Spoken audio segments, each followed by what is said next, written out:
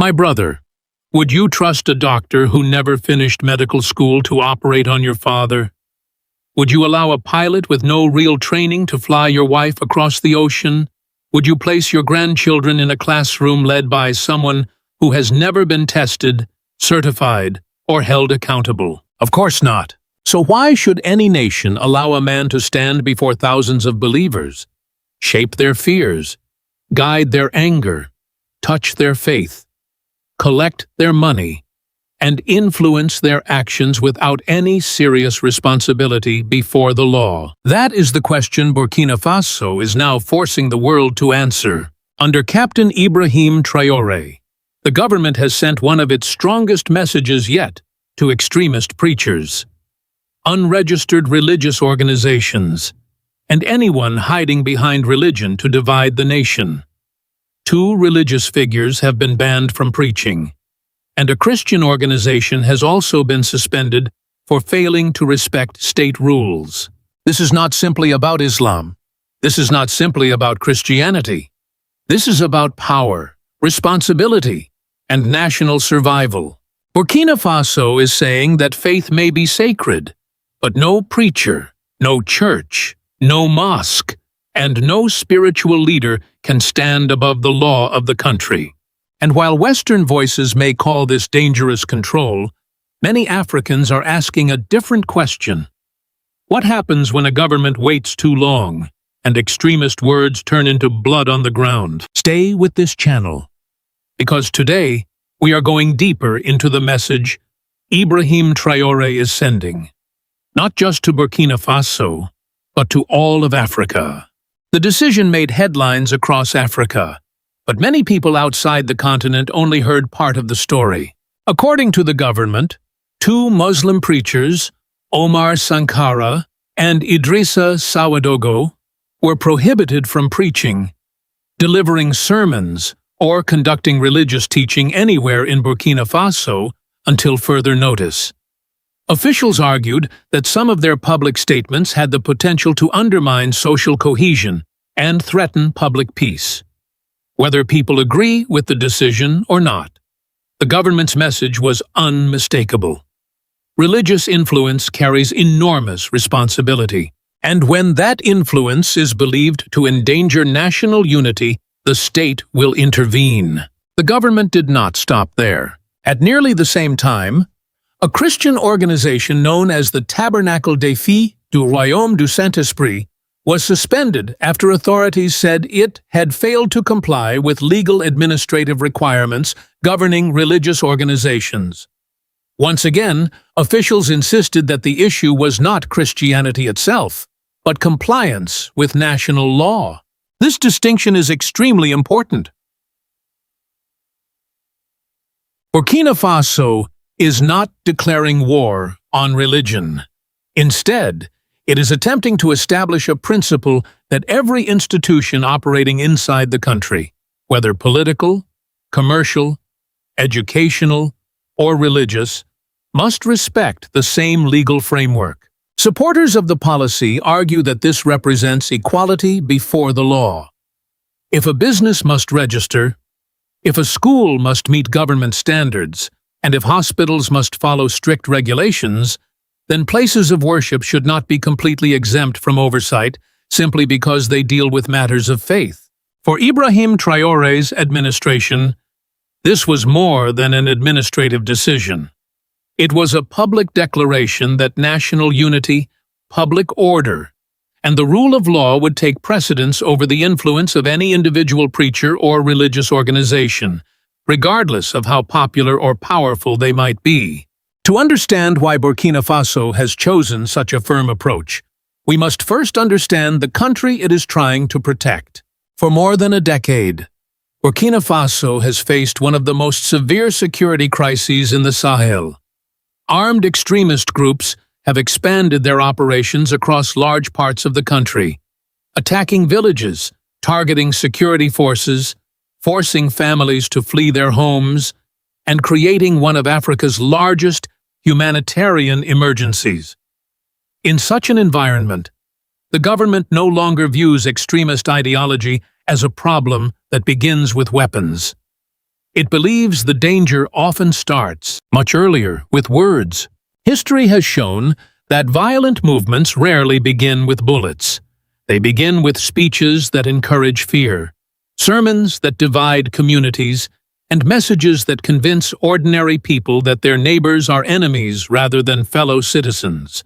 Once distrust takes root, violence becomes much easier to justify. This is why Burkina Faso's leadership argues that preventing radicalization must start before violence erupts. From the government's perspective, waiting until terrorist attacks occur means waiting too long. Preventing extremist narratives from spreading is considered just as important as strengthening the military or improving intelligence operations. For Ibrahim Traore, protecting national unity is not simply a political slogan, it is a security strategy. Burkina Faso is home to multiple ethnic groups and religious communities that have lived together for generations. If religious leaders begin promoting messages that deepen suspicion or encourage hostility between these communities, the damage can extend far beyond places of worship.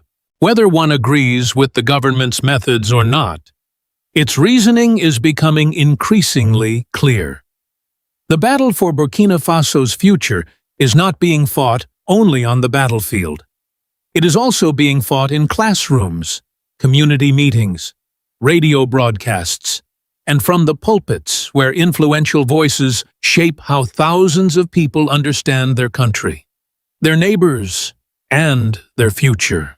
For Ibrahim Traore, these recent decisions are not isolated actions. They reflect a broader vision of how the Burkinabe state should function in a time of crisis. Since taking power, he has consistently argued that national sovereignty means more than controlling borders or removing foreign military forces. It also means ensuring that every institution inside the country operates under the authority of the Republic. In this vision, no organization should possess unchecked influence over the lives of citizens. Religious institutions play an essential role in society by providing hope, moral guidance, and community support. However, when religious authority becomes so powerful that it escapes legal oversight, the government believes it creates a dangerous imbalance. Traore's administration has repeatedly emphasized that freedom of religion remains protected. People are free to worship, gather, and practice their faith according to their beliefs. What the government rejects is the idea that religious leaders can ignore national laws or use spiritual authority to spread messages that threaten social harmony or public security. This philosophy also reflects Traore's understanding of modern conflict.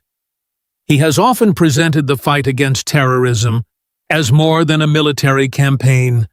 Soldiers may defend villages on the battlefield, but teachers, parents, community leaders, and responsible religious figures defend the nation's values long before violence begins.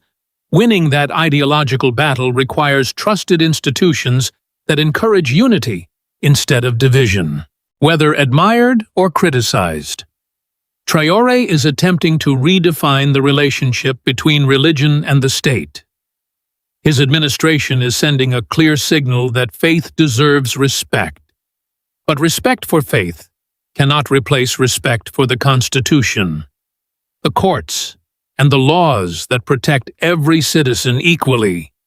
In Burkina Faso's current political vision, national unity is not negotiable, and no public figure, regardless of religious status, is considered above the law.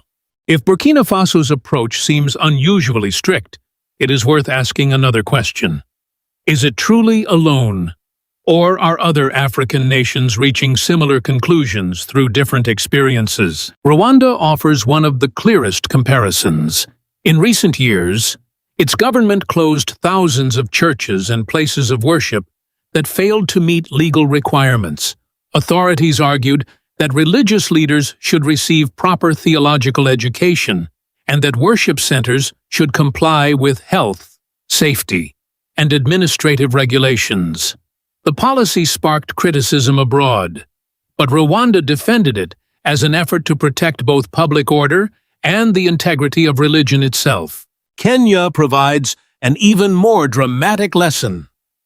The world was shocked when investigators uncovered the tragedy in Shakahola Forest, where hundreds of followers died after being persuaded to fast to death by cult leader Paul Mackenzie.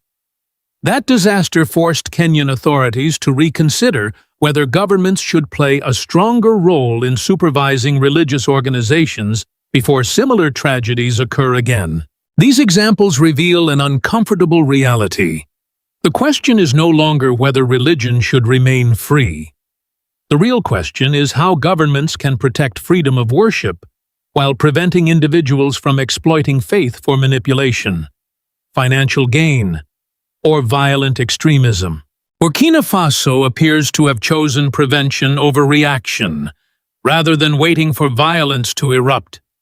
Its government is attempting to identify warning signs before they become national crises. Supporters believe this approach may save lives by preventing radical ideologies from spreading unchecked. Critics, however, worry that giving governments broader authority over religious institutions always carries risks. Any law designed to stop extremism must also include safeguards against political abuse. Clear legal standards, transparent procedures, and equal treatment for every faith remain essential if public trust is to be preserved. For many Africans watching these developments, Burkina Faso's decisions represent more than domestic policy. They raise a question that every nation may eventually have to answer. How can a country defend religious liberty while ensuring that no preacher, no matter how influential, is ever allowed to place personal authority above the peace and security of an entire nation? As Burkina Faso's new policy attracts international attention, the sharpest criticism is likely to come from those who fear that stronger government oversight could weaken religious freedom. Human rights organizations and some Western observers have long argued that whenever a state expands its authority over religious institutions, there is always a risk that legitimate voices could be silenced alongside extremist ones.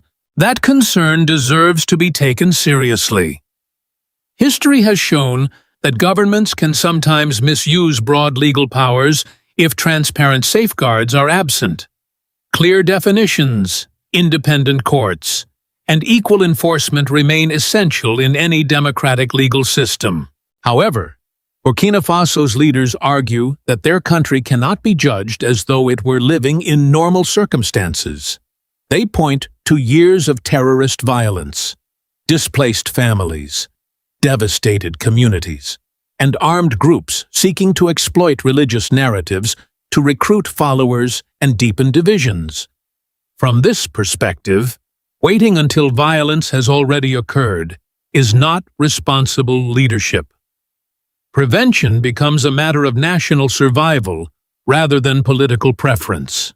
Supporters of Ibrahim Traore, therefore, see these measures as an attempt to protect genuine religious freedom rather than restrict it. They argue that freedom of worship should never become a shield for hate speech, extremist recruitment, financial abuse, or actions capable of threatening national unity. In their view, protecting peaceful believers also means confronting those who misuse religion for destructive purposes. For other African nations, Burkina Faso's experience offers several important lessons. Respecting religion and enforcing the rule of law should not be treated as opposing ideas. Religious leaders should receive proper training. Institutions should operate transparently. Financial accountability should be strengthened. And governments should intervene only through clear legal procedures that apply equally to every faith. Whether other countries choose to follow Burkina Faso's model or adopt different solutions, one reality is becoming increasingly difficult to ignore. Across Africa, governments are beginning to recognize that preserving national unity requires more than military strength. It also requires protecting the public space, where ideas, beliefs, and community trust are formed before conflict ever begins. As this debate continues, one fact remains impossible to ignore. Burkina Faso's recent actions are about far more than the suspension of 2 preachers or the temporary closure of one religious organization. They represent a broader statement about the kind of nation Ibrahim Traore believes Burkina Faso must become. A country facing terrorism cannot afford institutions that operate without accountability. A nation seeking unity cannot ignore voices that may deepen division, and a government determined to defend its sovereignty believes that every source of public influence, whether political, economic, military, or religious, must ultimately answer to the same rule of law. Supporters see this as courageous leadership during one of the most difficult periods in the country's modern history. Critics remain concerned about how such powers could be applied in the future. Both perspectives deserve careful consideration, because the balance between freedom and security is never simple. Every nation must constantly work to protect both. Yet Burkina Faso has clearly chosen its direction, rather than waiting for another crisis to expose weaknesses in the system. It has decided to act before extremism can grow stronger. Whether history ultimately judges these decisions as successful or controversial will depend on how fairly and consistently the law is applied in the years ahead. One lesson, however, already reaches far beyond Burkina Faso's borders. Across Africa, governments are increasingly asking whether protecting religious freedom also requires protecting citizens from those who misuse religion to spread hatred, fear, or violence. That conversation is likely to shape public policy for many years to come. What do you think? Has Ibrahim Traore found the right balance between protecting religious liberty and defending national security? Or has Burkina Faso gone too far? Share your thoughts in the comments below, because your perspective is an important part of this conversation. And if you enjoy thoughtful discussions about Pan-African affairs, Burkina Faso, Africa New, Captain Ibrahim Traore, the African Union, Pan-Africanism, and Ibrahim Traore. Be sure to subscribe and join us for our next analysis.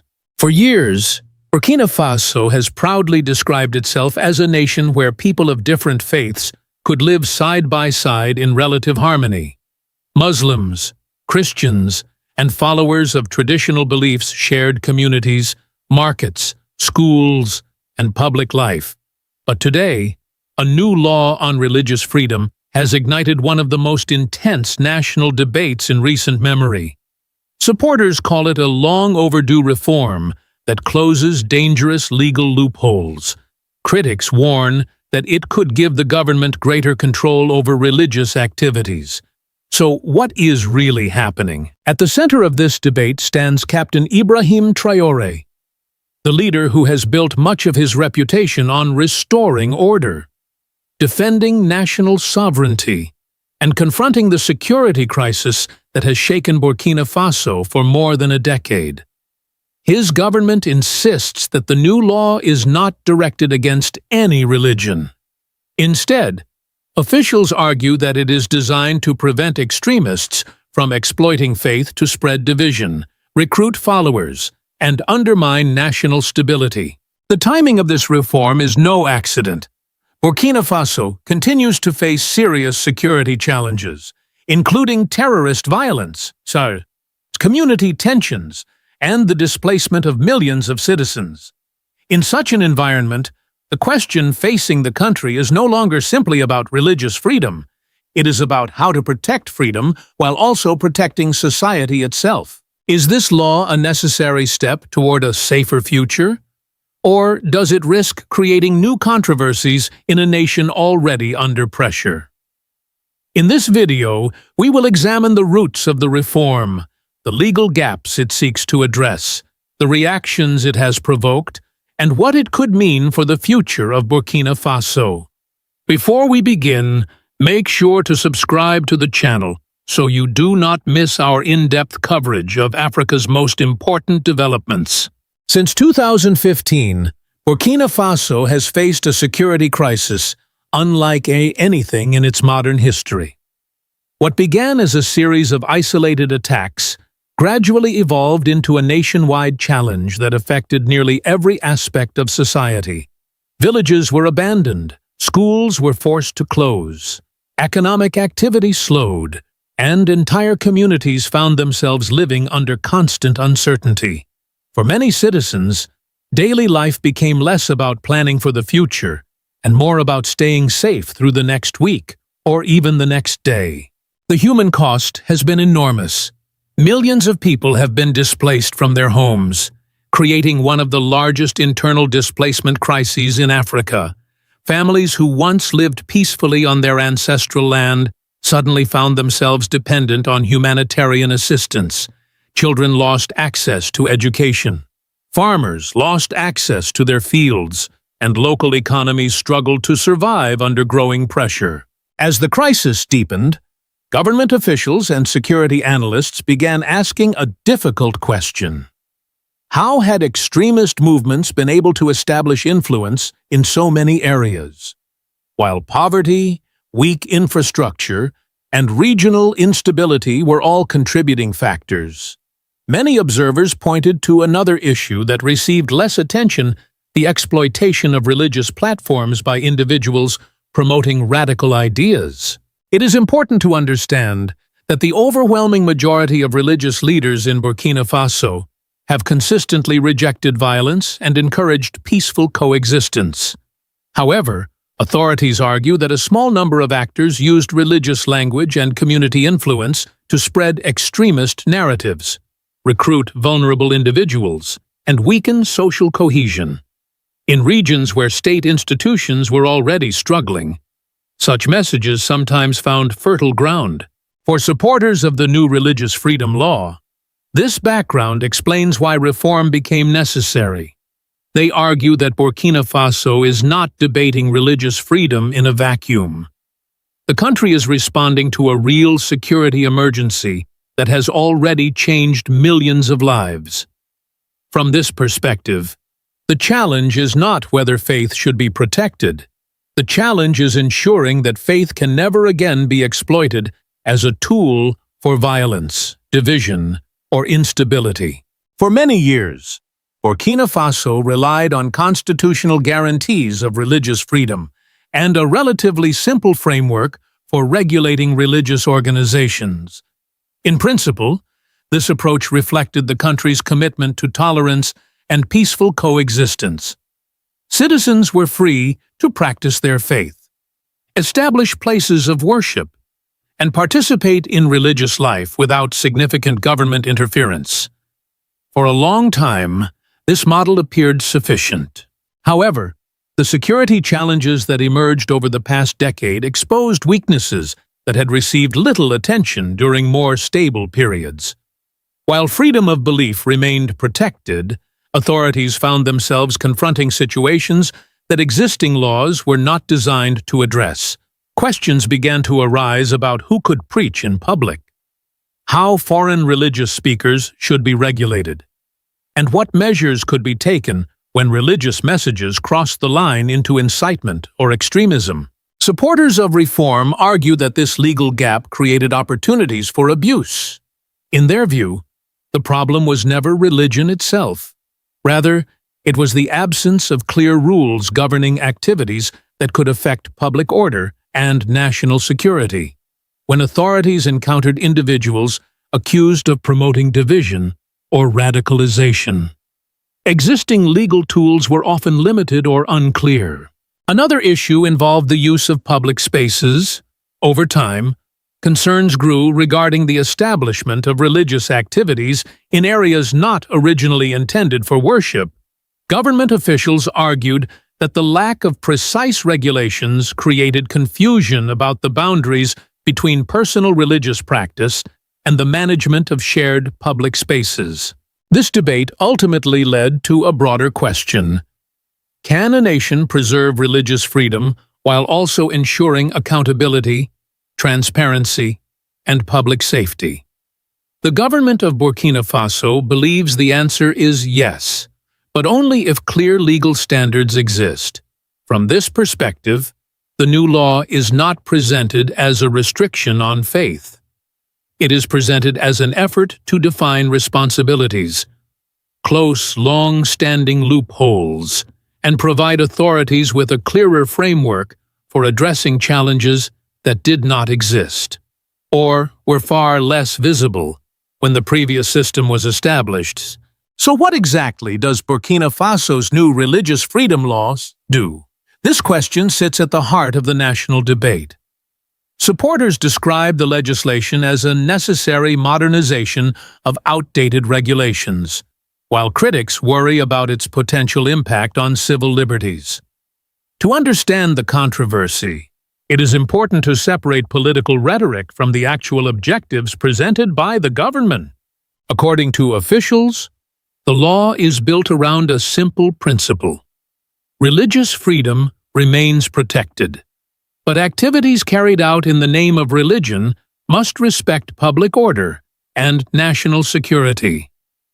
The government argues that these two goals are not contradictory. In fact, it insists that one cannot survive without the other in a country facing persistent extremist threats. One major area of focus is the regulation of religious activities that may have broader social consequences. Authorities want clearer oversight of individuals who enter the country to preach, teach, or influence religious communities. Supporters argue that this is intended to prevent external actors from spreading messages that encourage intolerance, radicalization, or violence. Another important provision concerns public spaces. The government has indicated that citizens remain free to pray and practice their faith. However, officials also argue that public areas should not automatically become permanent religious sites without authorization. In their view, maintaining neutral public spaces is essential in a secular state where multiple religions coexist. The law also addresses the protection of vulnerable groups, including children and individuals who may be exposed to exploitation in the name of religion. Government representatives have repeatedly stated that faith should never be used as a justification for manipulation, coercion, recruitment, or abuse. Ultimately, supporters of the reform insist that the legislation targets harmful behavior rather than religious belief itself. Whether one agrees with that argument or not, the central question remains clear: is Burkina Faso creating safeguards against extremism, or is it redefining the boundaries of religious freedom? The answer to that question will likely determine how this law is judged in the years ahead. As debate over the law intensified, one incident became a symbol of the broader national controversy. The case involved Imam Mohammed Ishaq Kindo, a well-known religious figure whose criticism of the proposed legislation attracted significant public attention. His remarks, and the government's response, quickly transformed a legal discussion into a nationwide conversation about freedom, authority, and security. Supporters of Imam Kindo argued that religious leaders should have the right to express concerns about laws that affect their communities. They viewed public debate as a normal part of civic life, and believed that questioning government policies should not automatically be interpreted as a threat to national stability. For many observers, the controversy highlighted fears that stronger regulation could eventually discourage open discussion. On the other hand, supporters of the government emphasized the unique circumstances facing Burkina Faso. They argued that the country remains engaged in a difficult struggle against extremist violence, and that authorities cannot ignore statements or activities they believe could contribute to instability. In their view, protecting national security sometimes requires difficult decisions that may not be necessary under normal conditions. The controversy soon attracted attention beyond Burkina Faso. Some Western commentators and human rights advocates expressed concern that the new law could expand state authority over religious affairs. Critics warned that governments often justify greater control by citing security concerns, creating the risk that legitimate religious expression may eventually face restrictions. These concerns deserve consideration. However, supporters of the reform respond with a simple argument. Burkina Faso is not operating under the conditions enjoyed by many stable Western democracies. It is confronting terrorism, mass displacement, and ongoing security threats. They argue that judging the country's actions without acknowledging this reality risks ignoring the challenges that pushed the government toward reform in the first place. The result is a debate that continues to divide opinion both inside and outside the country. Supporters of Burkina Faso's new religious freedom law often respond to Western criticism by pointing to a simple reality. Many countries that now question the reform have themselves adopted extraordinary security measures when faced with serious terrorist threats. Following major attacks, governments in Europe and North America expanded surveillance powers, strengthened oversight of organizations suspected of extremism, and introduced new legal tools designed to prevent radicalization before violence could occur. From this perspective, Burkina Faso is not inventing a new principle. It is applying a principle that many nations have embraced during periods of crisis. The difference is that Burkina Faso continues to confront a security threat that remains active and immediate.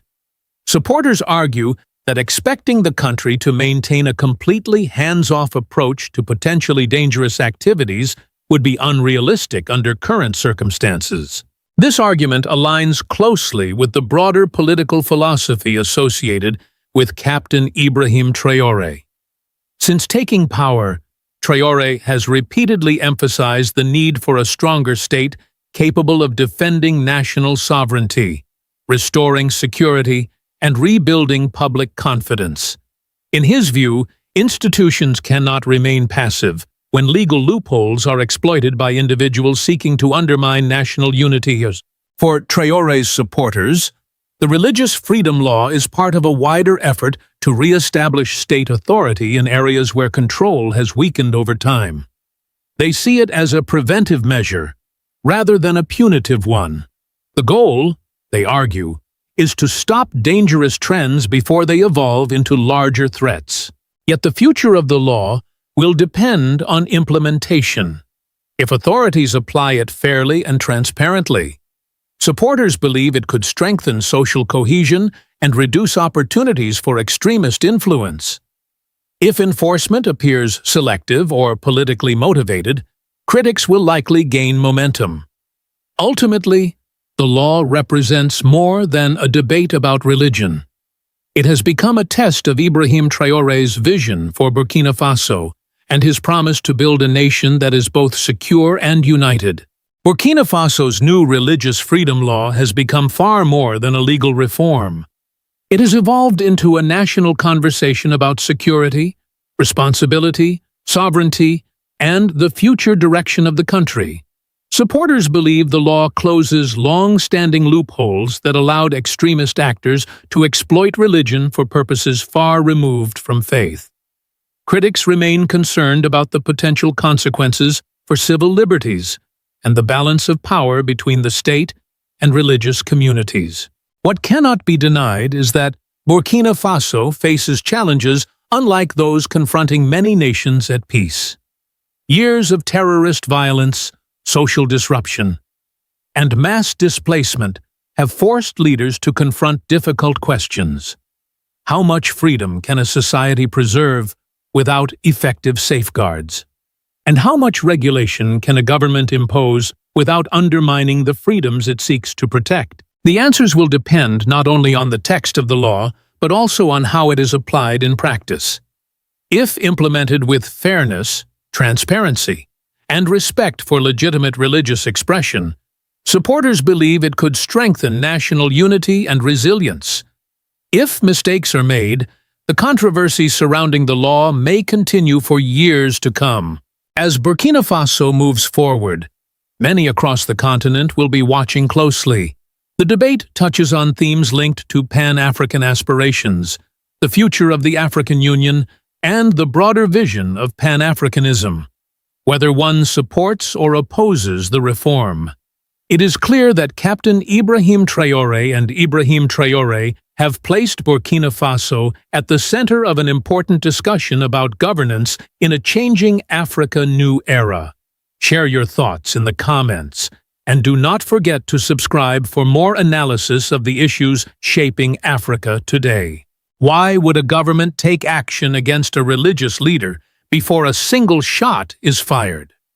Why is the Imam Kindo case generating such intense debate across Burkina Faso and beyond? For some observers, it appears to be a question of religious freedom. For others, it is a matter of national security. The controversy comes at a time when Burkina Faso continues to face serious terrorist threats.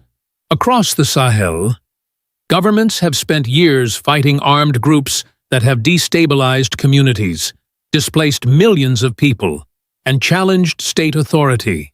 Yet many security experts argue that these crises did not begin with weapons.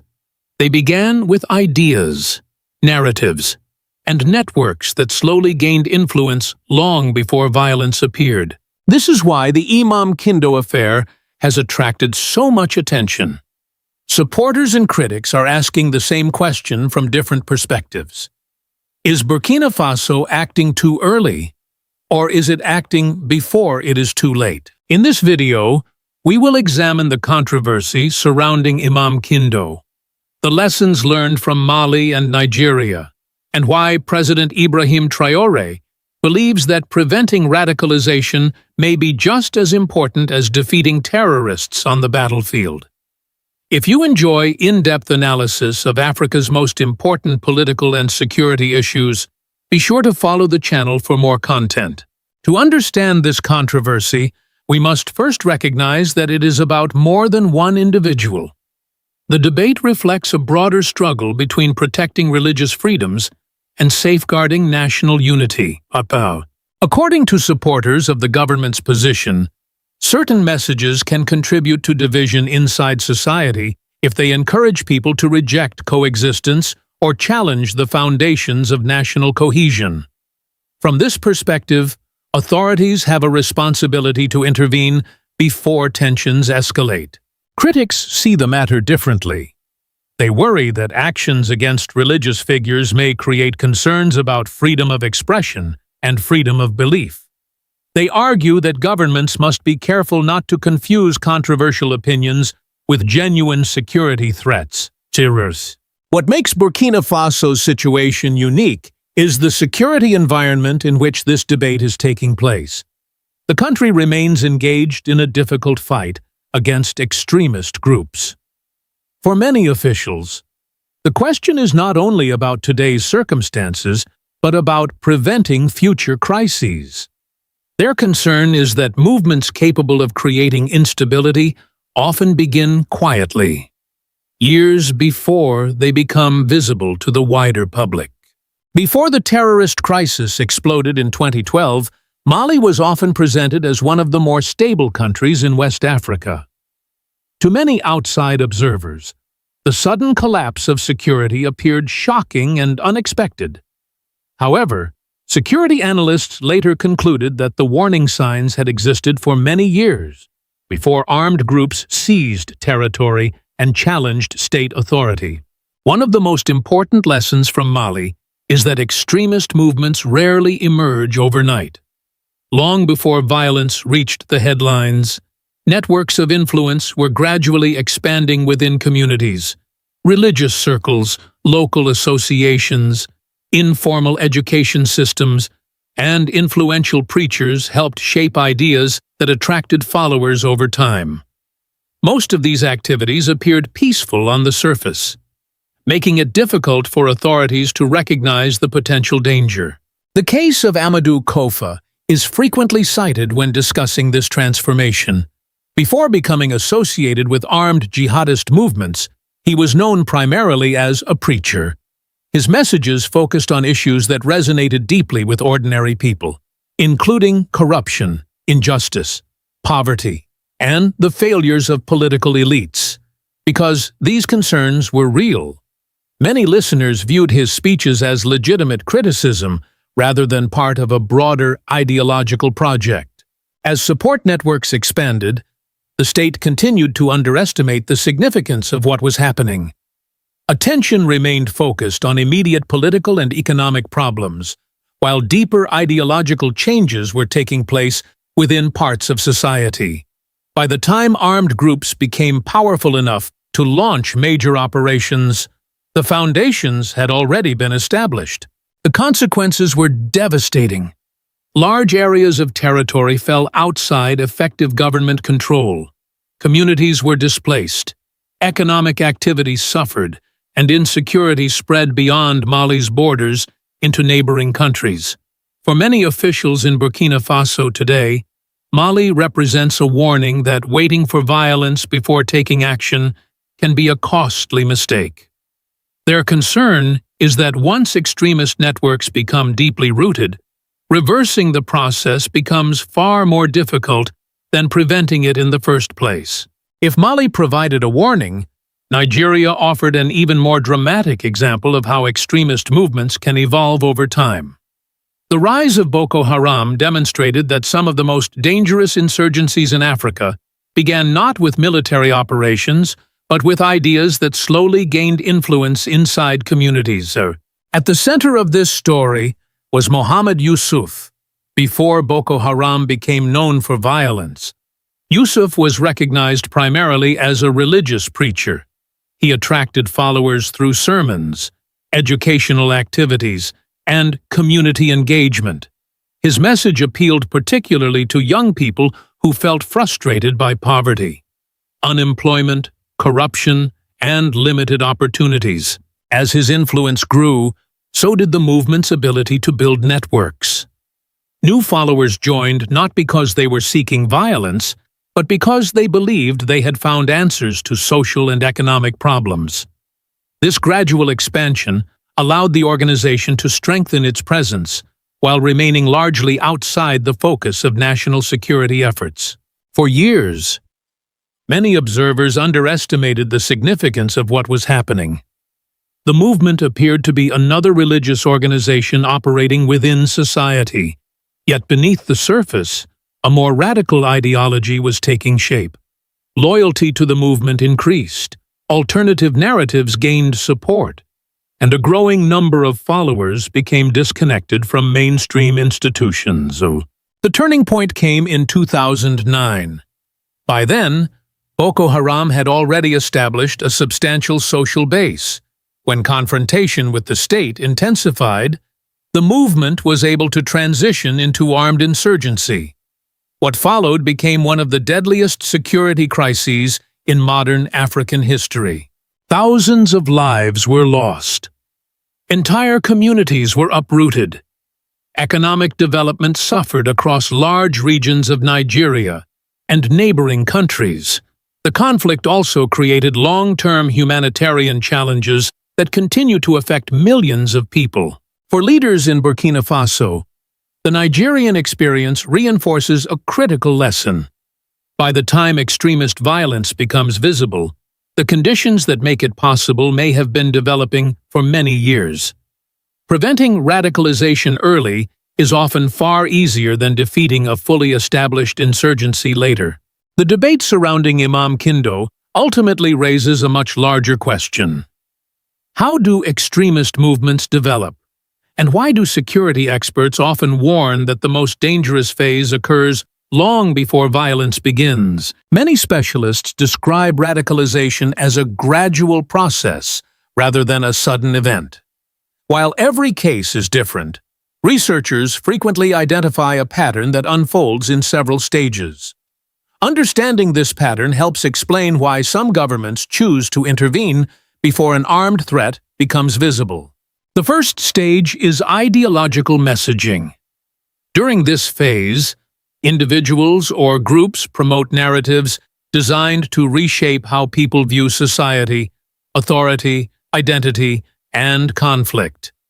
These messages are often presented as solutions to real grievances, making them attractive to audiences facing economic hardship, corruption, or social frustration. The second stage involves community building. Supporters create networks, associations, and social circles that strengthen group identity. Over time, members begin to rely more heavily on these networks for information, guidance, and social support. The third stage is recruitment. Influential figures identify individuals who are particularly receptive to the message. Young people, especially those who feel marginalized or excluded, often become key targets.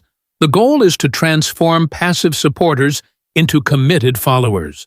The fourth stage occurs when the movement increasingly challenges existing institutions.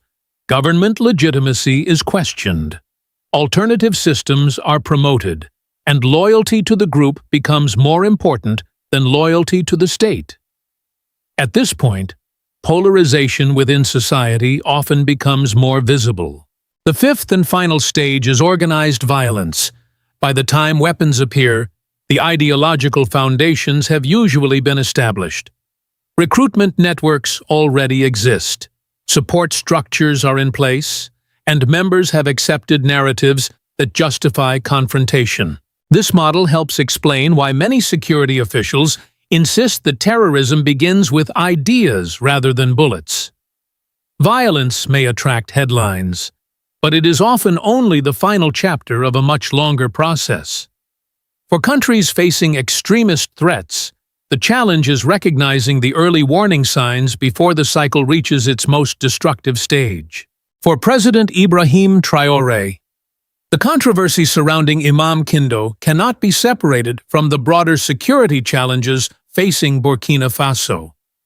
The government is not simply fighting armed groups on remote battlefields, it is also confronting what many officials describe as a battle for ideas, national unity, and social stability.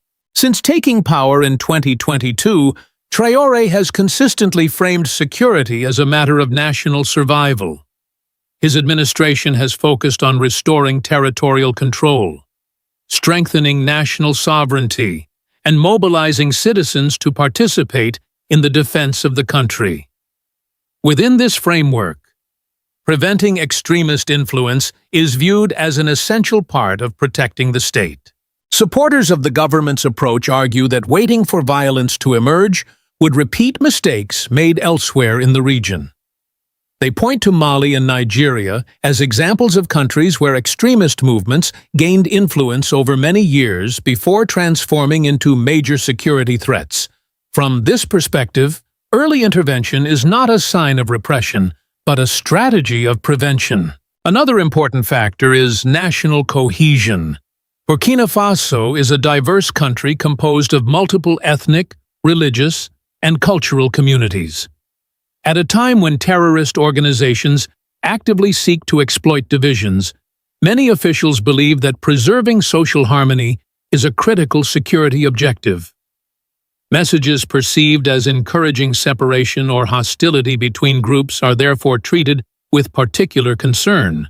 Traore has also emphasized the importance of African solutions to African challenges. Rather than relying exclusively on external models, his government promotes the idea that Burkina Faso must develop its own approach to protecting its people and institutions. This philosophy has become a central part of his political identity and explains why security decisions are often presented as expressions of national sovereignty. Whether one agrees with these policies or not, the logic behind them is clear. The government believes that extremist threats should be addressed at every stage of development, including the ideological stage. In the eyes of Burkina Faso's leadership, preventing radicalization today may help avoid a far greater crisis tomorrow. The actions taken by Burkina Faso have not gone unnoticed outside Africa. International organizations, human rights groups, and several Western observers have raised concerns about the balance between security measures and individual freedoms. Their criticism highlights an important debate that extends far beyond the Imam Kindo case. One concern focuses on freedom of religion and freedom of expression. Critics argue that governments must be careful when responding to controversial religious messages. They warn that excessive intervention could create fears about restrictions on legitimate religious activity and public debate. Others question whether security policies risk concentrating too much power in the hands of the state. They emphasize the importance of transparency, legal safeguards, and independent institutions to ensure that measures taken in the name of security remain accountable. However, supporters of Burkina Faso's position present a different argument. They point out that the country is confronting an active terrorist threat and cannot afford to ignore warning signs. From their perspective, preventing radicalization before it evolves into violence is a responsibility rather than an option. This disagreement reflects a broader global challenge. Where should societies draw the line between protecting freedom and protecting security? At what point does a dangerous narrative become a national threat? There are no simple answers, yet the debate itself demonstrates why the Imam Kindo controversy has attracted so much attention. It is not only about one individual or one country, it is about how modern societies respond to the risk of extremism while preserving the freedoms they seek to defend. The controversy surrounding Imam Kindo is ultimately about more than one preacher, one government decision, or one moment in Burkina Faso's history. It reflects a larger question that many African nations continue to face. How can countries protect freedom while also protecting themselves from the long-term dangers of extremism? The experiences of Mali and Nigeria demonstrate that violent movements often begin with ideas long before they appear with weapons. For Burkina Faso, this lesson has become central to its security strategy under Captain Ibrahim Traore. Whether supporters agree with every decision or not, the government's message is clear. Preventing radicalization is easier than fighting a full-scale insurgency. As Africa continues to confront these challenges, debates about security, sovereignty, and national unity will remain at the center of public life. The future of a stronger Pan-African vision may depend on how countries balance these competing priorities.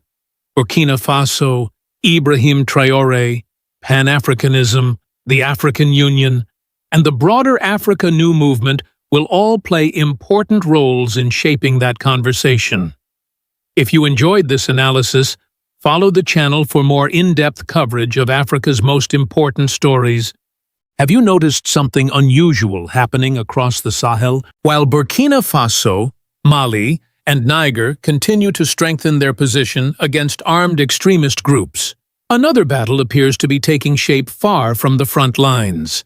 It is not a battle fought with rifles or military vehicles. Instead, it is a battle for influence, ideas, and public perception. In recent months, debates surrounding religion, political authority, and social identity have become increasingly visible across the region. Some see these tensions as normal disagreements within society. Others believe they may be part of a broader effort to weaken the alliance of Sahel states from within. This raises an important question. If extremist groups are finding it harder to achieve their objectives through direct violence, could new strategies be emerging that focus on division rather than confrontation? To understand this concern, we must first examine the changing reality of the Sahel. For years, Burkina Faso, Mali, and Niger have faced relentless attacks from armed groups. Villages were targeted, communities displaced, and thousands of families affected by insecurity. In response, the three countries increased military cooperation and created the Alliance of Sahel States, seeking greater control over their own security and future. As military operations expanded, many observers noticed a new challenge beginning to emerge. The struggle was no longer limited to physical territory. Attention increasingly shifted toward information, ideology, and social cohesion. History shows that when direct pressure becomes less effective, efforts often move toward influencing public opinion. A society divided by mistrust can be weakened without a single shot being fired. This is why the growing controversy surrounding extremist religious narratives has attracted so much attention across the Sahel. In the next section, we will examine how extremist messages can transform social frustrations into deeper divisions and why many leaders consider this a major national security concern. Across Burkina Faso, Mali, and Niger, discussions about religion have become increasingly sensitive. The reason is simple. Leaders across the Sahel are no longer looking only at armed attacks. They are also examining the ideas that can inspire those attacks. Many security experts argue that extremism rarely begins with violence. It often begins with a narrative. A message is repeated often enough that it slowly changes how people see themselves, their neighbors, and their country. The process usually starts by creating a feeling of victimhood. Individuals are told that their faith is under attack, that their community is being marginalized, or that political leaders are working against their beliefs. Whether these claims are true or not becomes less important than the emotions they create. Once this sense of grievance takes hold, society can begin to divide. People stop seeing themselves primarily as citizens of one nation and begin seeing themselves as members of opposing groups. Trust weakens, suspicion grows. Every government decision is interpreted through a religious or ideological lens. This is where extremist recruiters often find opportunities. They present themselves as defenders of faith, justice, and identity. They offer simple answers to complex problems. Young people facing insecurity, unemployment, or frustration can become especially vulnerable to these messages. The concern expressed by many observers in the Sahel is not directed at religion itself. Religion has long played an important role in African societies, providing guidance, stability, and community. The concern is focused on individuals who distort religious teachings for political purposes. When faith becomes a tool for division rather than unity, the consequences can reach far beyond places of worship. Social tensions can increase, communities can become polarized, and national security can be affected. For this reason, debates surrounding extremist religious figures are no longer viewed solely as religious matters. Increasingly, they are being discussed as questions of social stability, public security, and national cohesion. But if extremist narratives can influence society from within, who benefits when these divisions grow stronger? That question leads us directly into the geopolitical dimension of the story. The idea that religion can be transformed into a geopolitical tool is not new. Throughout modern history, powerful actors have often discovered that influencing minds can be more effective than controlling territory. A country does not always need to be invaded to be weakened. Sometimes it is enough to create mistrust, confusion, and internal division. When citizens begin fighting one another over identity, ideology, or religion, national unity can slowly erode from within. This is why many analysts describe modern influence campaigns as a form of warfare without conventional weapons. Several international examples are frequently cited in these discussions. In Afghanistan, competing powers spent decades supporting different groups in pursuit of strategic objectives. The consequences extended far beyond military operations and left deep social and ideological divisions that continued for generations. Iraq experienced a similar challenge. As state institutions weakened, extremist organizations exploited religious and social grievances to recruit followers and expand their influence. The battle was not only for territory, it was also for loyalty, identity, and legitimacy. Syria offers another example. What began as a domestic crisis eventually attracted numerous external actors, each pursuing its own interests. Religion, media narratives, and political messaging became powerful instruments in a conflict that transformed the region. For many observers in the Sahel, these examples provide an important warning. The concern is not that religion itself is responsible for instability. The concern is that religious language can sometimes be manipulated by actors pursuing goals that have little to do with faith. Another issue frequently discussed is the role of external funding networks. When educational institutions, religious organizations, or influential figures receive support from outside sources, questions naturally arise. Who is providing the funding? What ideas accompany it? What long-term objectives may be involved? These questions do not automatically imply wrongdoing. However, they highlight the importance of transparency. As the Alliance of Sahel States strengthens its political and security cooperation, many citizens are beginning to ask whether the struggle for sovereignty now extends beyond borders and battlefields into the realm of information, influence, and belief itself. Why has this debate become so intense at this particular moment? To answer that question, we need to look beyond religion and examine the broader political transformation taking place across the Sahel. Over the past few years, Burkina Faso, Mali, and Niger have pursued a path that differs significantly from previous regional approaches. Together, they created the Alliance of Sahel States, strengthened military cooperation, and announced plans aimed at increasing control over their own security, resources, and political future. At the same time, the three countries chose to distance themselves from structures they believed no longer reflected their national interests. Supporters of this strategy describe it as a movement toward greater sovereignty. Critics argue it carries significant risks. Regardless of perspective, few would deny that the political landscape of West Africa is changing. This transformation raises an important geopolitical question. When a region begins redefining its relationships, challenging existing arrangements, and asserting greater independence, does it also become a target for new forms of pressure? History suggests that major political shifts are rarely uncontested.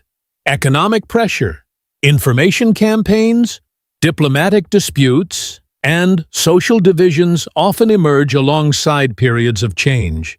For this reason, some analysts believe that growing religious controversies should not be viewed in isolation. Instead, they may be part of a larger environment in which competing interests seek influence over public opinion. This does not mean every disagreement is orchestrated from outside the region.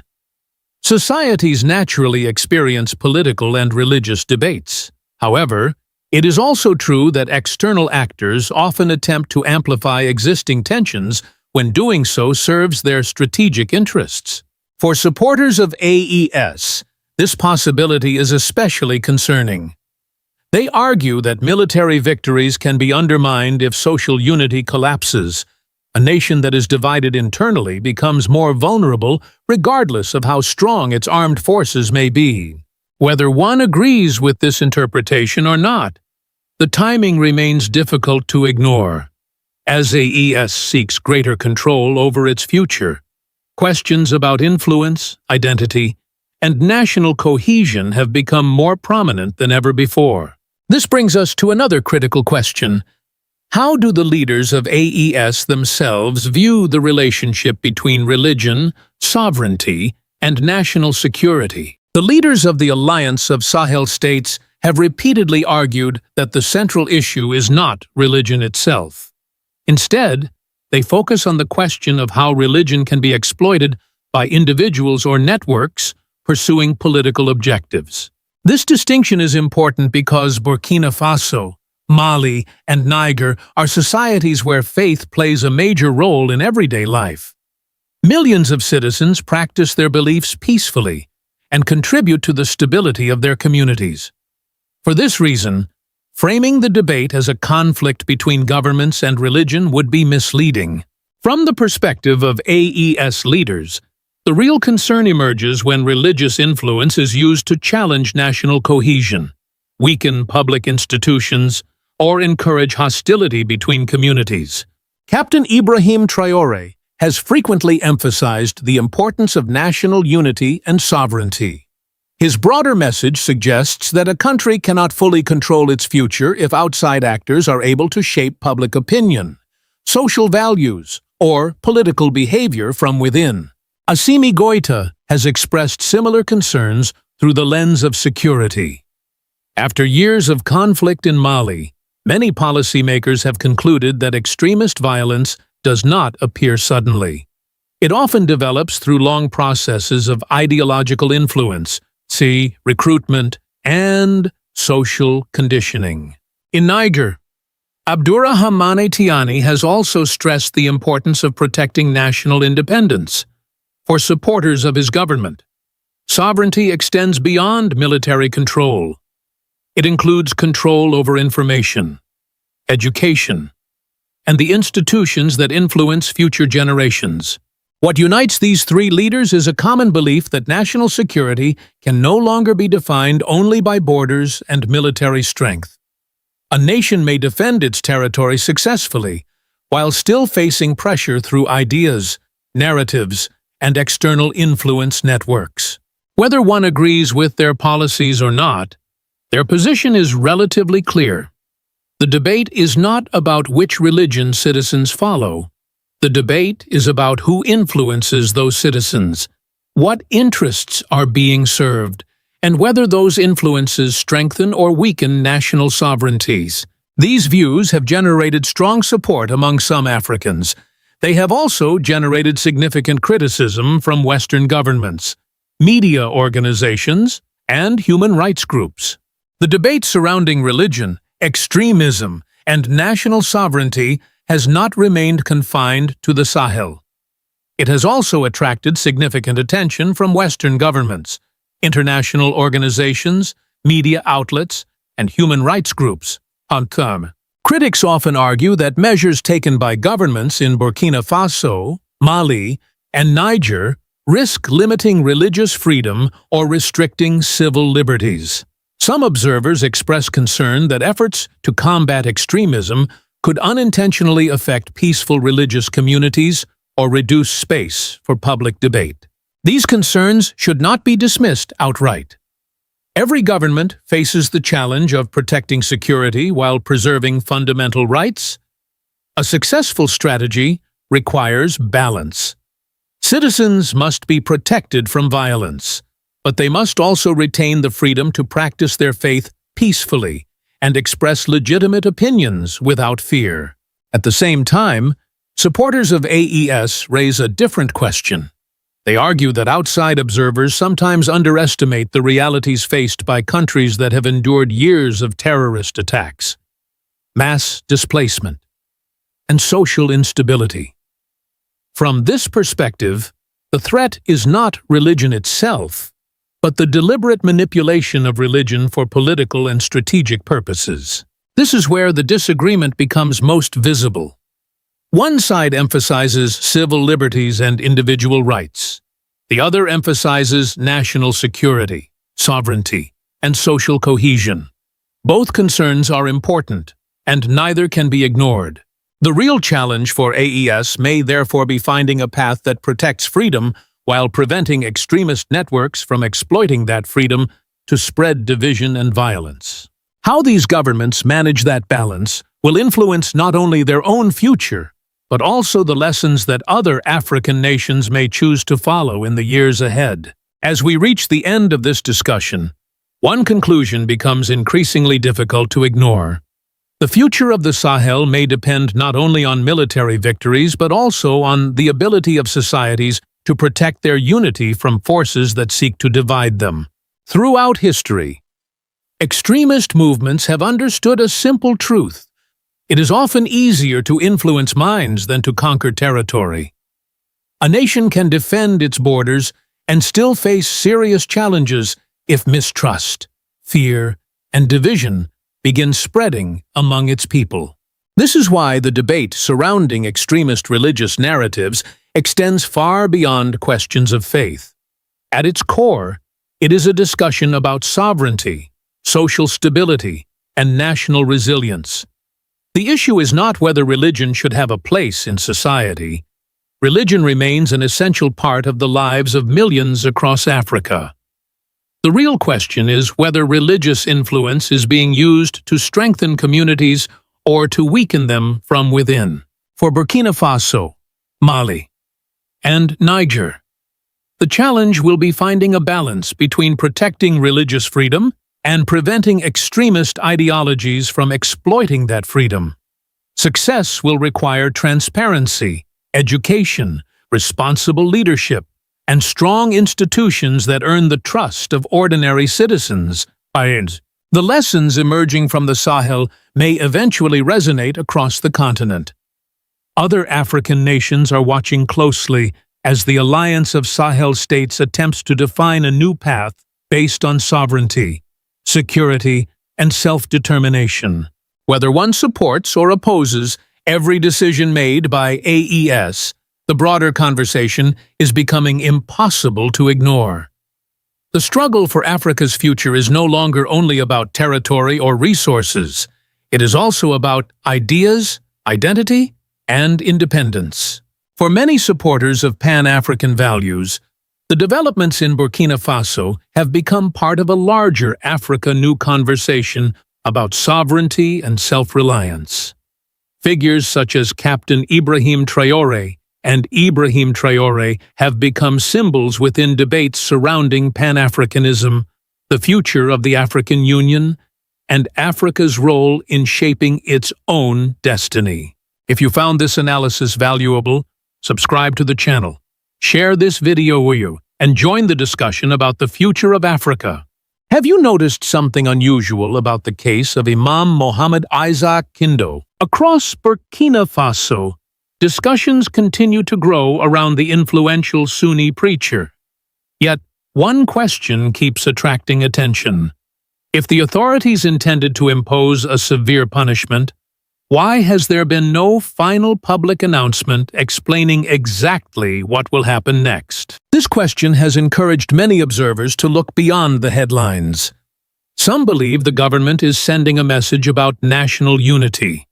Others believe the situation may eventually lead to a more conciliatory outcome. In this video, we will examine the facts surrounding the case, the reactions it has generated, and the signs that have led some people to wonder whether Imam Kindo could regain his freedom in the future. We will also explore the role of President Ibrahim Traore, the importance of social cohesion, and why this issue has become a national conversation rather than simply a legal matter. Before we begin, please subscribe to the channel and join our growing community for more analysis on Burkina Faso and the major developments shaping Africa today. To understand the current debate, we must first look at what happened. Imam Mohammed Isaac Kindo is one of the best-known Sunni religious figures in Burkina Faso. His sermons have reached large audiences, giving him significant influence within parts of the Muslim community. The controversy began after a series of statements connected to religious coexistence and national unity. Critics argued that some of his remarks could deepen divisions at a time when Burkina Faso faces serious security challenges.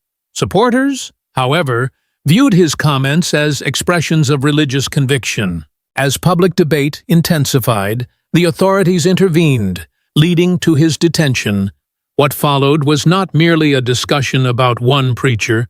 The case quickly evolved into a broader national debate involving religion, security, social harmony, and the future stability of Burkina Faso.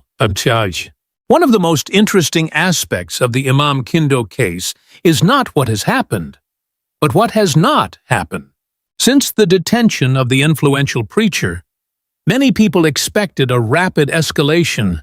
Some anticipated official accusations, public condemnations, or a highly visible legal process. Yet, the situation has unfolded differently. Up to now, there has been no widely publicized final decision explaining the long-term outcome of the case. This absence of a clear conclusion has encouraged speculation across Burkina Faso and beyond. For some observers, this may suggest that the authorities are approaching the matter with caution. Rather than turning the case into a public confrontation, the government appears focused on maintaining stability while evaluating the broader implications of the controversy. Another detail attracting attention is the lack of an aggressive campaign targeting Imam Kindo personally. In many politically sensitive cases around the world, governments often use public messaging to justify harsh measures.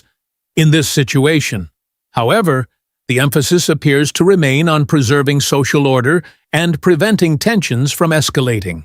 This distinction is important. If the primary objective were punishment alone, the public narrative might look very different.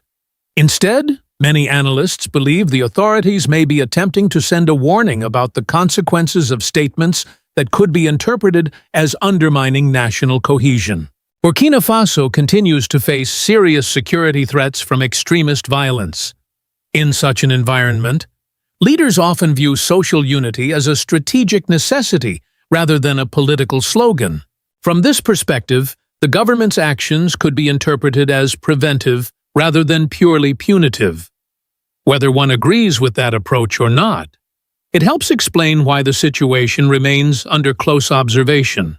As a result, some citizens have begun asking a question that seemed unlikely at the beginning of the controversy. Could this case ultimately end through dialogue and reconciliation rather than a prolonged confrontation? One of the strongest reasons some observers believe the situation could eventually move toward a peaceful resolution is the reaction of Burkina Faso's Muslim organizations. In many countries, the detention of a well-known religious leader can trigger demonstrations, confrontational statements, and a rapid escalation of tensions. Yet, the response following Imam Kindo's detention has been notably different. Rather than encouraging confrontation, major Muslim organizations have repeatedly called for calm, patience, and respect for public institutions. Their message has focused on avoiding rumors, preserving social harmony, and allowing official processes to continue. This response is significant because it suggests that important channels of communication may still exist between religious leaders and state authorities. For many analysts, this is one of the most overlooked aspects of the entire story. If religious organizations believed that all possibilities for dialogue had disappeared, their public position might be much more aggressive. Instead, they have consistently emphasized restraint and responsibility. The influence of Imam Kindo within the Muslim community makes this approach even more important. He is not an unknown figure. His sermons have reached large audiences, and many people continue to follow his teachings closely. Because of that influence, community leaders understand that every public statement can affect national stability. The decision to promote calm rather than confrontation may reflect a shared understanding that Burkina Faso faces challenges far greater than any single controversy. The country continues to battle insecurity, economic pressures, and the threat of extremist violence. For this reason, many observers believe both religious organizations and government officials have strong incentives to avoid a prolonged conflict. While no one can predict the final outcome, the continued emphasis on dialogue has encouraged some citizens to believe that negotiations and mutual understanding may still play an important role in determining what happens next. To fully understand the possibility of Imam Kindo's future release, it is necessary to examine the perspective of President Ibrahim Traore and the priorities that have shaped his leadership. Since taking power, Traore has consistently presented national unity as one of the foundations of Burkina Faso's survival.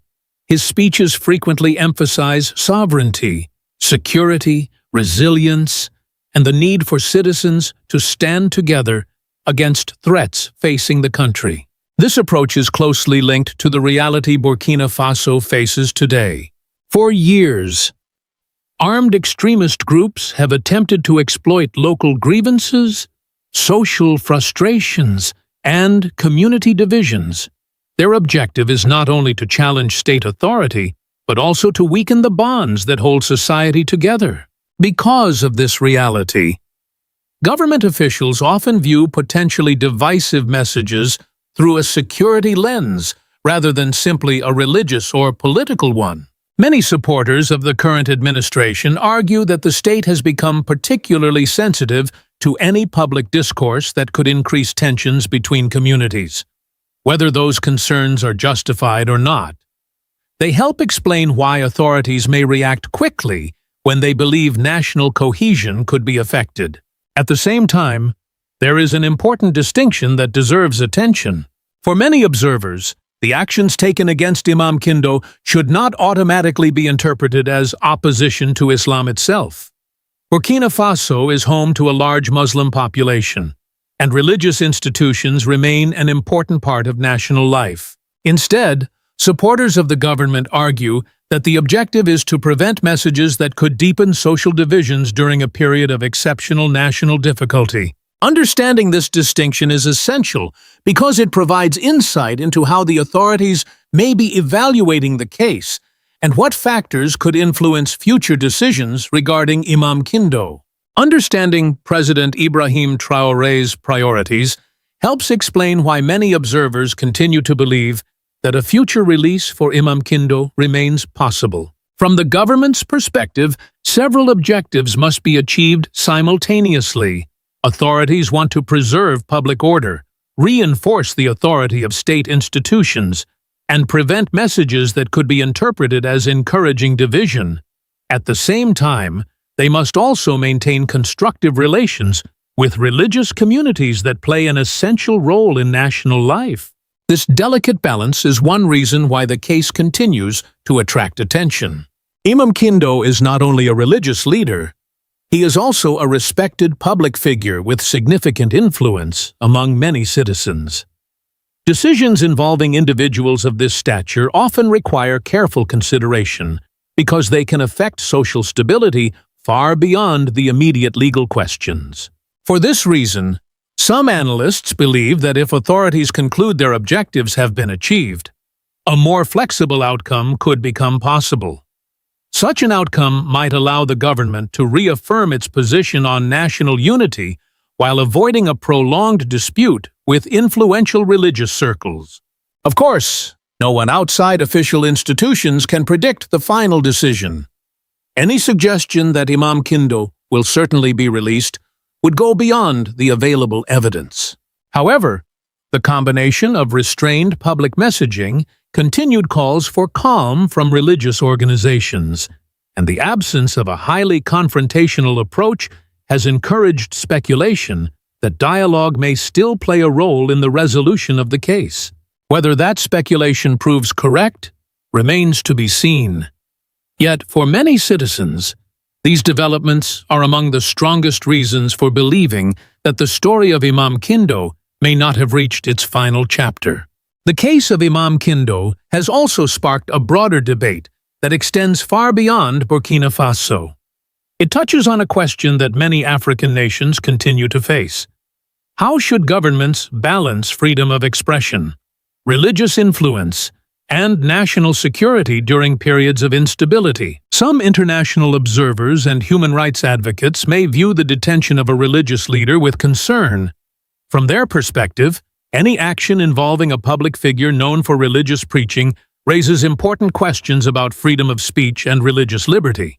These concerns are not unique to Burkina Faso. Similar debates have emerged in many countries whenever governments intervene in matters involving influential religious voices. However, supporters of Burkina Faso's current leadership often present a different argument. They point to the country's ongoing struggle against extremist violence and the serious security threats that continue to affect communities across the nation. In their view, leaders cannot evaluate controversial statements solely through the lens of individual freedoms. They must also consider the potential impact on public stability and national cohesion. This difference in perspective helps explain why reactions to the case vary so widely. What some international critics may interpret as a restriction of liberty, others may see as a preventive measure designed to protect society during a period of extraordinary challenges. The debate surrounding Imam Kindo therefore reflects a larger conversation taking place across Africa. It is a conversation about sovereignty, security, social harmony, and the difficult choices governments sometimes face when trying to protect both freedom and stability at the same time. As the debate surrounding Imam Mohammed Isaac Kindo continues, one reality remains clear. This story is no longer only about a single religious leader. It has become a reflection of the challenges facing Burkina Faso as it seeks to protect national unity while respecting the important role of faith in society. At this stage, there is no confirmed evidence proving that Imam Kindo will soon be released. Any prediction presented as certainty would be irresponsible. However, there are several developments that continue to attract attention. The absence of a final public resolution, the measured response from religious organizations, and the continued emphasis on calm and dialogue have all contributed to speculation that a less confrontational outcome may still be possible. At the same time, the government of Ibrahim Traore faces a difficult responsibility.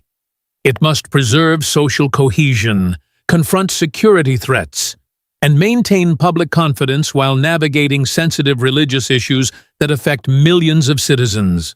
The outcome of this case may ultimately reveal how Burkina Faso intends to balance these competing priorities in the years ahead. Whatever happens next, the discussion has already provided an important lesson for the continent.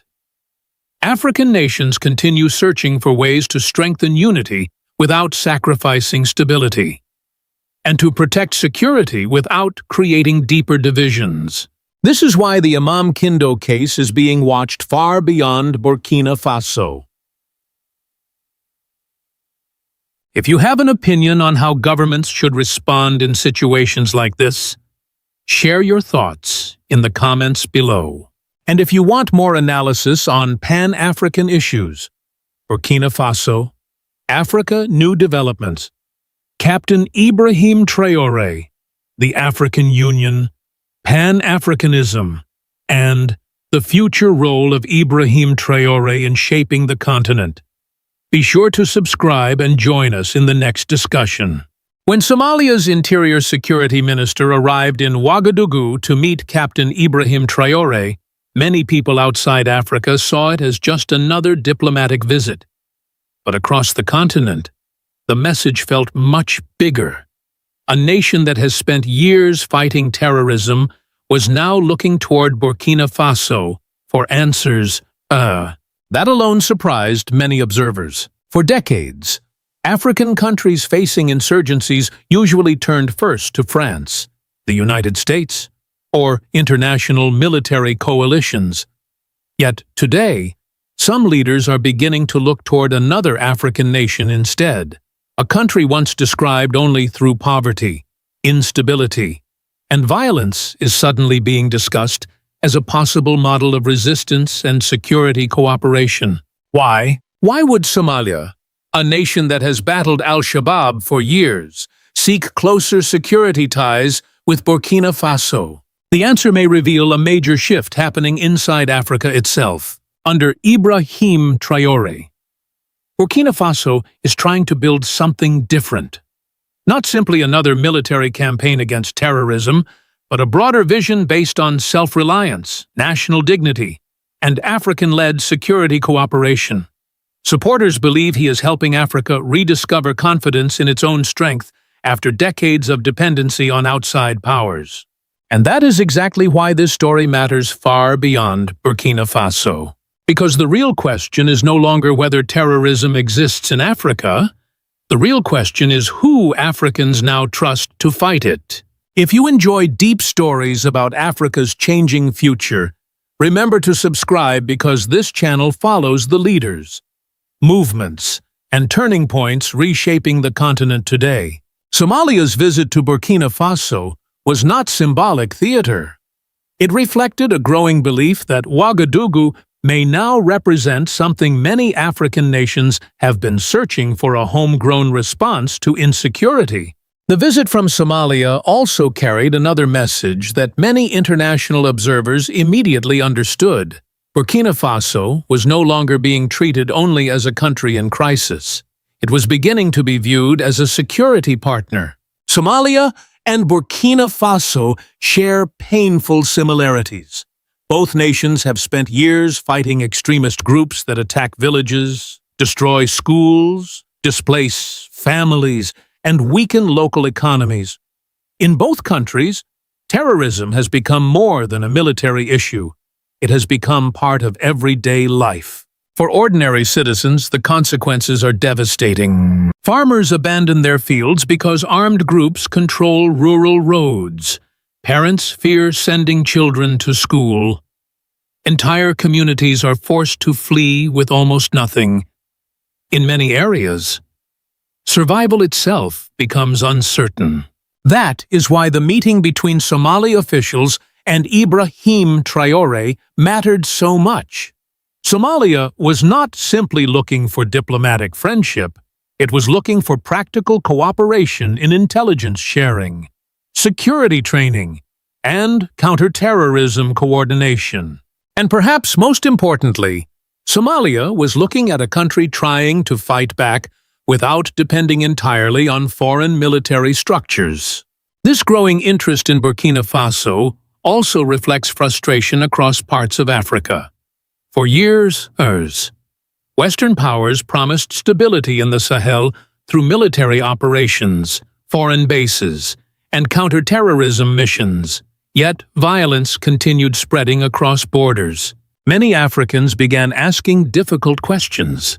If thousands of foreign troops, advanced technology, and international funding could not stop the crisis after so many years, then what exactly needed to change? That question would eventually help transform Ibrahim Traore from a national military leader into a continental political symbol. Across the Sahel, frustration toward Western military strategy did not appear overnight. France maintained a military presence in parts of West Africa for years. The United States also invested heavily in intelligence operations, surveillance programs, and counterterrorism support across the region. But despite all of this, insecurity often became worse instead of better. Armed groups expanded into rural territories. Attacks spread across borders. Millions of civilians were displaced. In some communities, people began feeling that foreign intervention had become permanent, while peace remained temporary. This growing anger fueled massive anti-French demonstrations in countries like Mali, Burkina Faso, and Niger. Protesters waved national flags and demanded greater sovereignty over security decisions. Many no longer wanted outside powers deciding the future of African nations. Still, the situation is more complicated than simple slogans. Not every failure can be blamed on Western countries alone.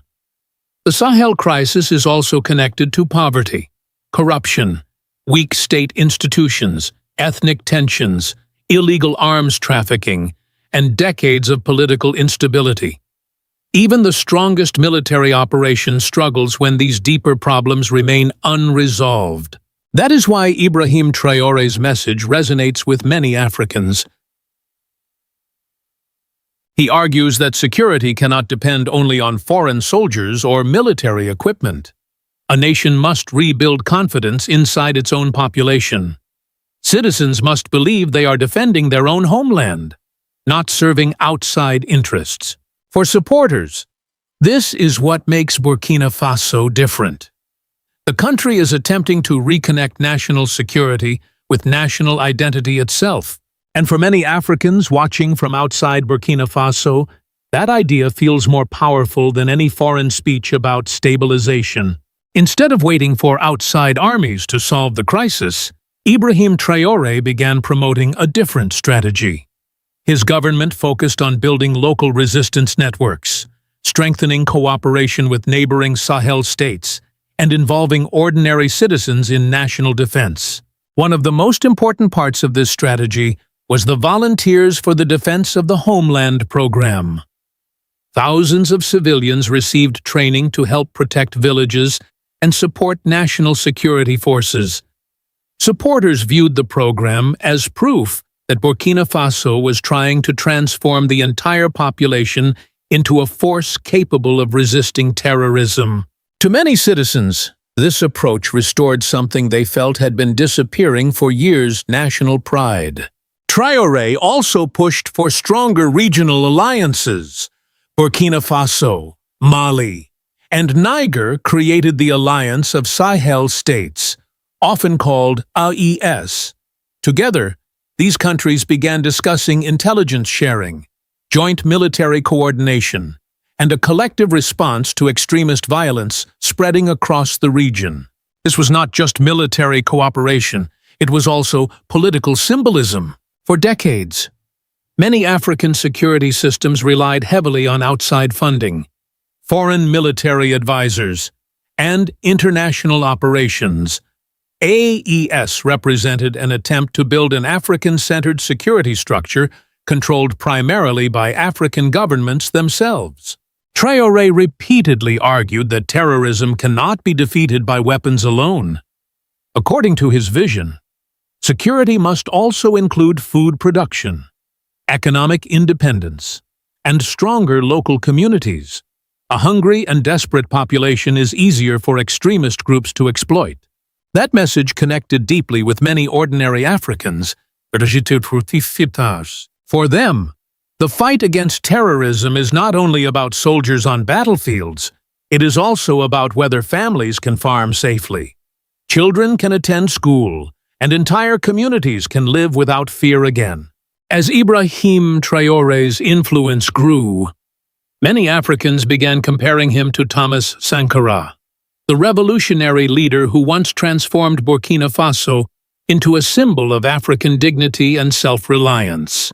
The comparison is emotional more than political, but it reveals how strongly Traore's image resonates across the continent. He is young, direct, and openly speaks about sovereignty, national pride, and resistance to dependency. In an era when many African citizens feel disappointed by traditional political elites, Traore appears different. To supporters, he looks like a leader, willing to confront pressures that others avoided for decades. This explains why his speeches spread rapidly across African social media platforms. Many young Africans see him as part of a new Pan-African generation. A generation that believes Africa should control its own resources, secure its own borders, and define its own political future without constant outside direction. Still, admiration alone does not solve Burkina Faso's problems. The country continues facing deadly attacks, humanitarian crises, and economic hardship. Large parts of the population remain vulnerable, and security challenges are far from over. Critics argue that strong rhetoric and military mobilization may not guarantee long-term stability. But even critics admit something important. Traore has changed the conversation. Before, many African nations were discussed mainly as victims waiting for foreign intervention. Now, Burkina Faso is attempting to present itself differently, not as a helpless state, but as a country trying to organize its own survival on its own terms. That shift may explain why some Western governments view the growing popularity of Ibrahim Traore with concern. Because if more African nations begin embracing this model of political and security independence, the balance of influence across the continent could change dramatically. Western criticism toward Burkina Faso often focuses on democracy, military governance, and human rights concerns. Some international observers argue that relying too heavily on military structures could weaken civilian institutions over time. Others worry that anti-Western sentiment may isolate countries like Burkina Faso from global partnerships and financial support. These concerns are real and cannot simply be ignored. But supporters of Ibrahim Traore answer with a different question. What should a country do when decades of foreign-backed security strategies fail to stop terrorism? For many citizens in the Sahel, this debate is no longer theoretical. It is personal. Entire generations have grown up surrounded by violence, instability, and uncertainty.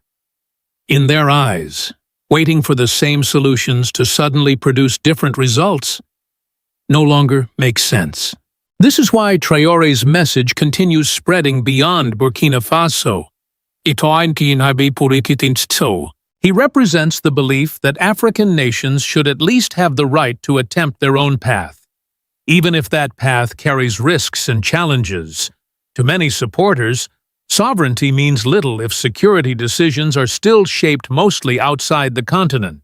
Somalia's outreach to Burkina Faso may therefore represent something much larger than bilateral cooperation. It may signal the beginning of a broader shift toward African-led security partnerships built on shared experience rather than external supervision. For other African countries, the lesson is becoming harder to ignore. No nation can protect itself permanently if its people feel disconnected from the state, dependent on outside protection, or excluded from national purpose. Security is not only about weapons, it is also about identity, trust, dignity, and belief in a shared future. Somalia's decision to turn toward Burkina Faso may one day be remembered as more than a diplomatic event. It may represent a moment when parts of Africa quietly began changing the direction of their future. Burkina Faso has not defeated terrorism. The country still faces painful losses, dangerous attacks, and enormous economic pressure. But what makes Captain Ibrahim Traore impossible to ignore is not the claim of total victory. It is the determination to pursue a different vision while under pressure from every direction. For many Africans, that determination carries emotional weight. A small nation once viewed mainly through the lens of crisis is now trying to inspire a broader continental movement based on sovereignty, resilience, and cooperation between African states themselves.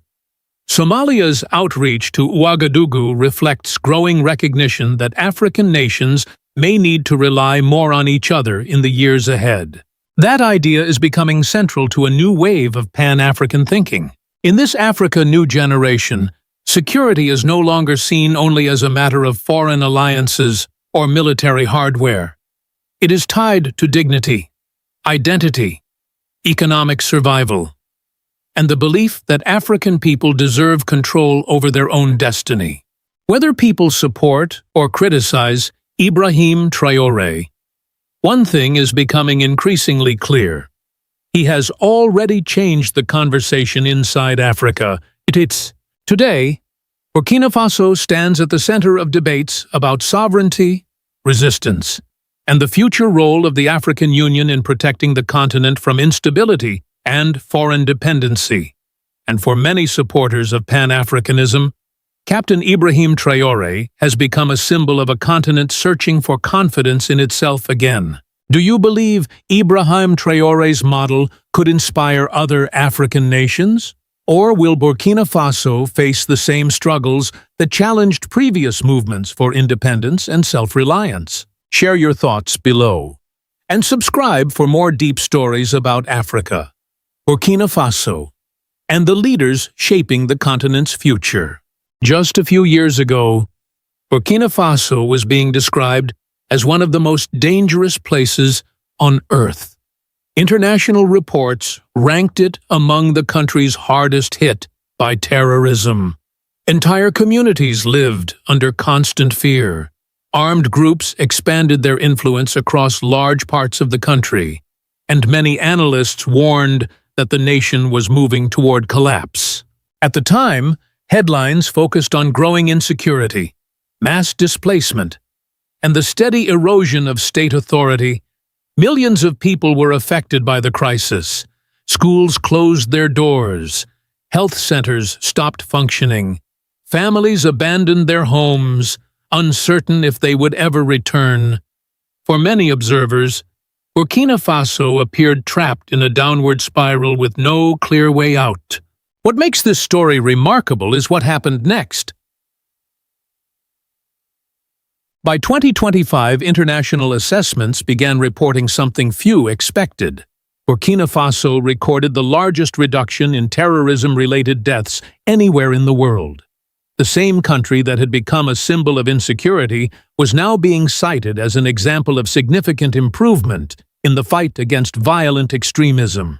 How did this happen? What changed inside a nation that many believed was already losing the battle? And why have the results forced even some of its harshest critics to pay attention? In this video, we will explore the crisis that pushed Burkina Faso to the edge, the leadership decisions that reshaped its security strategy, and the transformation that has turned one of the world's most troubled countries into a nation determined to reclaim its future. Before we begin, subscribe to the channel if you enjoy stories about Africa's transformation and the leaders reshaping its future. To understand the scale of this turnaround, we first need to return to the darkest years of Burkina Faso's crisis. Between 2019 and 2022, terrorist violence escalated dramatically. Large areas of the country became difficult to govern. Armed groups linked to regional extremist networks launched repeated attacks on villages, military positions, and transportation routes. Fear spread rapidly across the nation, and many international observers believed Burkina Faso was losing control of its own territory. When people discuss Burkina Faso's transformation, one name inevitably stands at the center of the conversation: Captain Ibrahim Traore. When he took power in 2022, many outside observers were skeptical. He was young, relatively unknown on the international stage, and inheriting a country facing one of the worst security crises in the world. Terrorist attacks were increasing, public confidence was falling, and large portions of the population had been displaced from their homes. For critics, the outlook seemed bleak. Many predicted that Burkina Faso would continue down the same path of instability that had already consumed so much of the Sahel region. But Traoré chose a different approach. Rather than focusing primarily on international approval, he placed security at the center of his agenda. His message was straightforward. Burkina Faso could not depend entirely on outside powers to solve its problems. The country would need to strengthen its own institutions, rebuild its military capacity, and restore control over its territory through national effort. This philosophy became the foundation of a broader strategy built around sovereignty, self-reliance, and national mobilization. Supporters viewed this approach as a necessary response to years of worsening insecurity.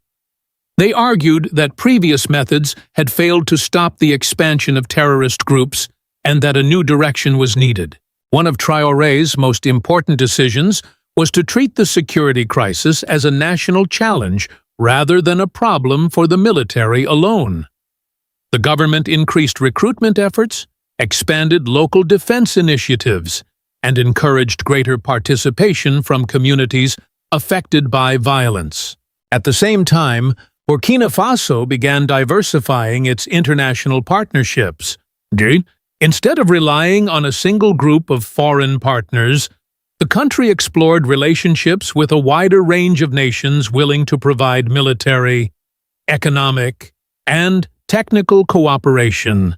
Whether one agrees with all of Traoré's policies or not, there is little doubt that his leadership marked a turning point. While many expected Burkina Faso to continue losing ground, the country began pursuing a strategy designed not merely to survive, but to reverse the trajectory of the conflict itself. The real test, however, would come on the battlefield, where strategy would have to be matched by results. If leadership provided the vision, military reform provided the mechanism that turned vision into action. One of the first priorities of Burkina Faso's new security strategy was rebuilding the country's ability to fight back. For years, terrorist groups had exploited vast distances, weak infrastructure, and limited military presence across large sections of the country. Security forces were often forced into a reactive posture, responding after attacks had already occurred. The new approach sought to change that reality. Recruitment efforts were expanded, bringing more personnel into the armed forces at a time when the security threat remained severe. Alongside the regular military, the government increased support for community-based defense initiatives and volunteer forces that could help improve local security and provide valuable intelligence. The goal was not simply to increase numbers. The objective was to create a broader national security network capable of responding more quickly to threats and maintaining a stronger presence in vulnerable regions. At the operational level, the military gradually shifted from defense to offense. Instead of focusing exclusively on protecting positions after attacks occurred, security forces launched more proactive operations aimed at disrupting extremist networks before they could strike. This strategy focused heavily on mobility, intelligence gathering, and territorial recovery. Areas that had long been considered difficult to secure became priorities for military operations. Supply routes received greater attention, while efforts were made to reconnect isolated communities with government services.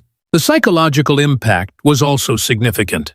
For years, terrorist organizations had benefited from the perception that they could move freely and operate without serious resistance. As military operations intensified, the message began to change. The state was no longer retreating. It was actively contesting territory and attempting to restore its authority. Success did not come overnight. The conflict remained complex, and serious security challenges persisted. However, the shift in strategy started producing visible changes on the ground. More communities began seeing a stronger security presence, and confidence gradually improved in areas where state authority had previously weakened. This military transformation laid the foundation for the next phase of Burkina Faso's security strategy, one that combined domestic reforms with new international partnerships and modern military capabilities. As Burkina Faso expanded its military operations, another important change was taking place behind the scenes. The country was working to modernize the tools available to its armed forces. For years, one of the biggest challenges facing security forces across the Sahel was mobility. Terrorist groups often operated across vast and difficult terrain, moving quickly between remote areas and exploiting gaps in security coverage. Fighting such networks required more than determination. It required modern equipment capable of supporting rapid and effective operations. This is where Burkina Faso's growing defense partnerships became increasingly important. Among the systems attracting international attention were Chinese-made armored vehicles, advanced mortar platforms, and modern rocket systems. These acquisitions represented a significant upgrade in capability compared with much of the equipment previously available to the armed forces. The VN-22B armored vehicle offered improved protection and mobility for troops operating in high-risk areas, in regions where ambushes and roadside attacks had become common.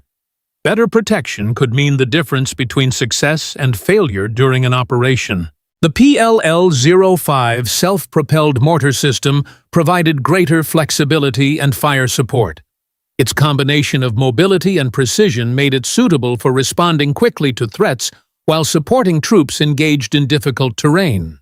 Meanwhile, the SR-5 rocket system brought longer-range strike capabilities that could be used against larger concentrations of hostile forces.